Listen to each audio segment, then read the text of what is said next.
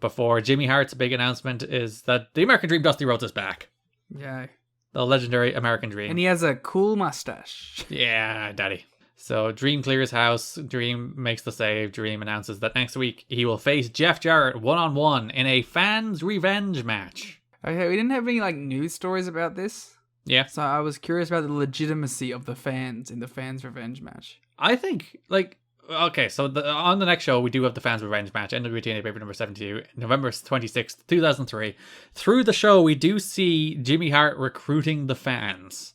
And, one of them looks like a plant, and the other doesn't. So, I'm not sure. I don't know. But they could both easily just be, dudes who are training. Yeah, because, the dude who looks like the most 2003 guy ever, he looks like a plant. He looks like a guy who's wrestling in 2003. Yeah. The first big guy, you're a worker. Yeah, you're a wrestler. Whereas the other guy looks like spindly and he has a dodgy mustache. So I'm like, oh, maybe you're Yeah, but I could definitely see him being a trainee, you know? Okay, because my theory is that these are all just trainees. Yeah. Danny and Alex, by the way, their names. Because they need to ensure that people aren't going to fucking just whip Jarrett in the goddamn face. I don't know, you have Jimmy Hart out there with them because the idea is it's 9 fans and Jimmy Hart. And they do give them very limited opportunities to whip Jarrett. I would have liked to have been the guy who's yeah, fuck you, Dusty, bang! Heel turn. Because technically there's no rule that says they can't take it to Dusty as well. Yeah, there's a regular strap match, except it's fans' revenge, so they get to strap Jarrett. Lucky I'm not there. I would have been going for everyone. Which is not the only time we do this stip. We'll do one in 2006 as well. I don't mind fans' revenge. I think it's a fun little stip. But yeah, I'm very curious about the legitimacy of the fans. I choose to believe. I think it's a work. Oh. So yeah, Jimmy Hart picks the fans out. He runs around with the fans chanting, whip him like a dog. Sure. Which don't whip dogs. No. Yeah, what the fuck? Yeah, Dusty has a backstage promo where he calls himself a national treasure. I would agree.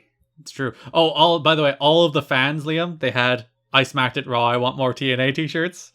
I assume they're talking about Jeff Jarrett. They're smacking Jeff Jarrett raw, baby. They want it more. They could be all of our fans. We could do fans' revenge. That's true. If you'd like to whip us, we'll have to set a decent Patreon tier for our fans whipping us. Yeah, at least $40.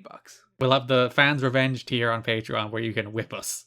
That should be our top tier. We should think of something for it. So yeah, Dusty calls himself a national treasure. He hides the match. Most people can't call themselves national treasures. Dusty Rhodes can. Yeah, I really was a fan of him and Nick Cage when they were together for that time period. I was like, please give me that, Garrett. I need it. Listen, I'm a fan of the national treasure movies. It's midnight. We've crossed over officially past midnight, so I'm gonna get incoherent now. Because you were so coherent before now. Oh yeah, I was eloquent.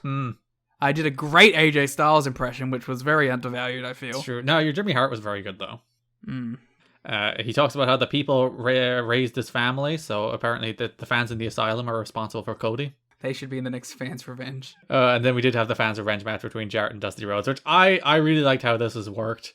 Because, Jarrett would lock up with Dusty and then, instinctively take a powder, but then he'd get whiffed and he'd, be like, fuck. Yeah, good. Before it descended into the same thing all of these do, where Callis ran out, Watts ran out, AJ runs out, Red Shirts run out. It would have been so much fun if they all ran out and the fans were like, fucking no! Get the fuck away! Stay away! No! Whip. I would have been going for red shirt security. Don Callis, you catch me in the streets, I'm whipping you. So yeah, we have the same old brawl to end every show because I should have mentioned we didn't even do the show opening promo. Oh. Who cares, man? It's the same one.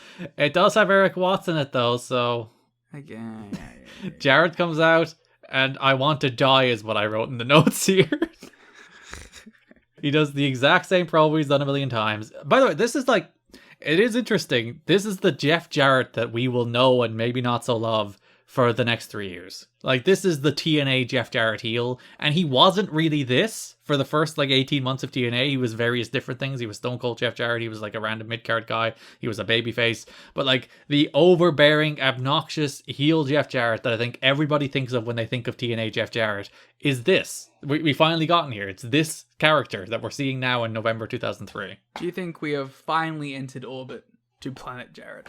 Oh no. This is his world. He does have a stable now. He has the Red Shirts and Abyss and Don Callis. Yeah, it does feel very proto-Planet Jarrett, doesn't it? And Abyss is in both, so... Yeah. I'm very excited for the eventual War of the Worlds with Planet Jarrett and Wardlow's World. Ah, yes, of course. That should be his stable. Who would you put in Wardlow's World? From NWA-TNA. Abyss. Mm. The red shirt security. I just want to... This is a beefy stable. Who else is large? Eric Watts. X. Oh! Watts' World and Wardlow's World! Oh, these are the feuding worlds. Worlds collide. So yeah, Eric Watts interrupts Jeff Jarrett here and announces that Jeff Jarrett will defend the NWA World title against AJ Styles next week. So we'll cover that on our December episode, the Styles and Jarrett rematch. Is that going to be good? I don't remember. Please, Liam, discuss Eric Watts' beanie look. That's a great look. Mm-hmm. The thing that I enjoy about Watts Yeah, many things. is he just looks like he's having a good time. I made note of it actually in a match where I probably shouldn't be having a good time, but in the Clockwork Orange House of Fun match, there was a moment where he was in the corner, and I swear to God, my man was beaming. Like, just a big smile on his face. He was having so much fun. He's happy to just be wrestling on television. Yeah, I can really relate to an Eric Watts. He is the working man's pro wrestler. I did like how in this promo he basically retconned everything that happened over the last 2 months. He's like, Rick Steiner? Yes. Me. Me. Jim Duggan? Me. Sting? Me. And it's like, literally none of those were you. It was Jimmy Hart. Yeah, this had nothing to do with you. What are you talking about? It's almost like Watts' world is all about him. There was a line in this promo where Jeff Jarrett said, "You look DOA," and then Watts turned it around and said, "Well, you look DICK." And then he did Alex Shelley's embassy. He did a little dance, yeah. Yeah. Good stuff. Garrett, do you think we could sell a parody shirt? Mm-hmm. Right? That is the Jericho Appreciation Society. Right. But it's the Jarrett Appreciation Society. I thought you were going to say Watts Appreciation Society, but sure. No, because I had to go with the JAS. Is there anybody else whose name begins with J on the show? Jim Mitchell. Jimmy Hart Appreciation Society? No, I would not be a part of that. John Boy and Billy Appreciation Society? Julio Gennaro Appreciation Society. Yeah, that's the one. There we go. So yeah, the key thing here is that Styles and Jarrett's made for next week, which is the reason I figured we'd probably have to bring it up. Okay.